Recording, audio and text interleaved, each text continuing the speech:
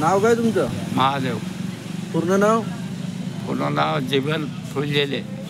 अच्छा, आता इलेक्शन आहे. हो संजय मेश्राम उभे आहेत, प्रमोद घरडे उभे आहेत, हो हत्तीकडून भीमराव गजबी आहेत. हो.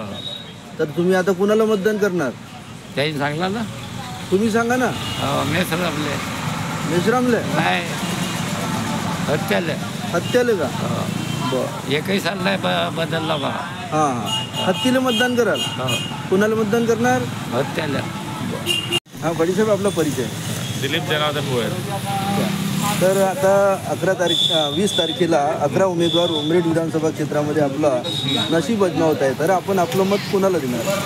11 उमेदवार आहेत. निवडणूक चुरशीची आहे, तेरी फाईट आहे. हो परंतु मला माझ्या मतानुसार हो. योग्य उमेदवार एकही वाटला नाही. त्यामुळे माझा मत हा नोटाला राहील. अच्छा, नोटाला देणार. म्हणजे आता जे फाईटमध्ये 3 लोक दिसतात असं म्हणतात, तर ते तीनही आपल्या क्षेत्राचा विकास करण्यासारखे वाटत नाही. नाही नाही, त्याच्यामुळे तुम्ही नोटाला मतदान करणार. थँक्यू. काय नाव तुमचं? माझं नाव पूर्ण सोमराज मनसारामजी मेश्राम. अच्छा, आता 20 तारखेला निवडणूक आहे. हां 11 उमेदवार आहेत. हां. तर आपण कोणत्या उमेदवाराला मतदान करणार? आम्ही मतदान करणं म्हणजे असं काही निश्चित नाही. आम्ही तुम्हाला असं यालाच मतदान करू. आपल्याला जो योग्य उमेदवार वाटेल हो. त्यांना आपण मतदान करू. आता योग्य उमेदवार कोण वाटते बा? आता योग्य उमेदवार म्हणजे आता तिहेरी फाईट आहे. हां BJP, काँग्रेस हां आणि प्रमोद भाऊ. हो हां हो BSP 16. हो BSP केव्हा बी 3 नंबरवर राहते किंवा 4 नंबरवर राहते. हो. हां BSP वाल्याचं काही आपल्याला घेणदेण नाही. परंतु आता योग्य उमेदवार आपल्याला संजय मेश्राम वाटत आहे. बरं, त्यांना मतदान करावं. हां त्याला मतदान करावं हो. अशी आपली इच्छा आहे. ठीक आहे, थँक्यू. हां सांगा, काय नाव तुमचं? प्रभाकर साधूजी घरडे. जोरात सांगा. प्रभाकर साधूजी घरडे, गाव? पचकेडी. आता 20 तारखेला विधानसभेचं इलेक्शन आहे. उमरेडमध्ये किती उमेदवार आहेत? पूर्ण उमेदवार माहीत नाही. 11 उमेदवार आहेत. हां. आता 11 पैकी जसे की काँग्रेसकडून संजय मेश्राम आहेत, भारतीय जनता पार्टीकडून सुधीर पारवे आहेत, अपक्ष उमेदवार प्रमोद घरडे आहेत, बहुजन समाज पार्टीकडून भीमराव गजबी आहेत, वंचित बहुजन आघाडीकडून सपना मेश्राम आहेत. तर या उमेदवारापैकी तुम्ही कोणत्या उमेदवाराला मतदान करणार आहात? भीमराव सूर्यभान गजबी आहे. अच्छा, हे कोणत्या पक्षाकडून आहेत? बहुजन समाज पार्टी. अच्छा अच्छा, यांना तुम्ही मतदान कराल. आणि आता समजा की इतर पक्षाला न करण्यामागे काय कारण आहे बा?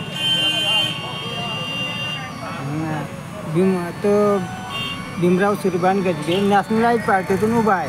अच्छा, त्याच्या नॅशनलाइज पार्टीमध्ये उभे असल्यामुळे. आणि हे 10 वर्ष जे आमदार होते सुधीर पारवे, तर यांच्या कामावर तुम्ही खुश नाहीत का? आपल्या कुई तालुक्यामध्ये त्याने प्रगतीचं काम केलं नाही. कोणी? सुधीर पारवे. सुधीर पारवे. आणि त्याच्यामुळे तुम्ही हत्तीला म्हणजे गजबी यांना मतदान करणार. हां ठीक आहे, धन्यवाद.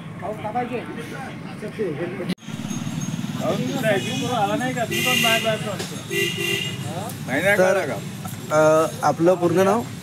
बंडूसराव मेश्राम. आता 20 तारखेला निवडणूक आहे आणि उमरेड विधानसभा क्षेत्रामध्ये 11 उमेदवार आपले नशीब आजमावत आहेत. तर यापैकी आपण कोणत्या उमेदवाराला पसंती देणार आहात? भीमराव गजबे. अच्छा, इंजिनियर भीमराव गजबे. कोणत्या पक्षाकडून आहेत? बहुजन समाज पार्टी. अच्छा, आता त्यांच्या स्पर्धेमध्ये आणखी जे उमेदवार आहेत, तर जसे की 10 वर्ष आमदार असलेले भाजपचे सुधीर पारवे आहेत, त्यानंतर अपक्ष असलेले कोरोना काळात काम केलेले प्रमोद घरडे आहेत, जवळपास 15 वर्षापासून या क्षेत्रात काम करणारे काँग्रेसचे उमेदवार संजय मेश्राम आहेत. तर यांच्या बाबतीत विचार न करता आपण जे भीमरावजी गजबी आहे बसपाकडून आहेत यांचा विचार करतात, याचं काय कारण सांगू शकाल आपण? बहुजन भीमराव गजबे यांचा विचार यासाठी करायचा आहे, या देशामध्ये काँग्रेसनं 65 वर्ष राज्य केलं. या देशामध्ये काँग्रेसनं 65 वर्षे राज्य केलं, परंतु या देशामध्ये बहुजनाचा कसल्याही प्रकारचा विचार केलेला नाही. आजही या देशातला 85% बहुजन समाज स्वतंत्र भारतामध्ये आचरित आहे. आजही गुलाम आहे, लाचार आहे. आणि या देशामध्ये डॉक्टर बाबासाहेब आंबेडकरांनी या देशाला भारतीय संविधान दिलं. या संविधानाचं कसल्याही प्रकारची अंमलबजावणी या देशातील काँग्रेसनी केली नाही आहे. उलट याची अंमलबजावणी न करता त्याच्या संशोधन करण्यात आले. आज काँग्रेस ही डॉक्टर बाबासाहेब आंबेडकर म्हणायचे काँग्रेस ही जडतघर आहे आणि त्या पक्षाचा 25 पैसा सभासदसुद्धा होऊ नये.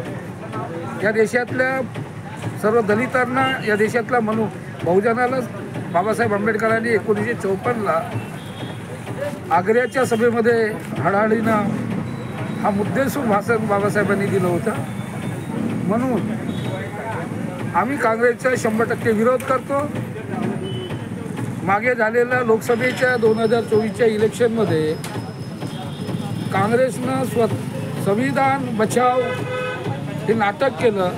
संविधान लोकांसमोर दाखवलं की संविधान भारतीय जनता पार्टी कॅन्सल करणार आहे.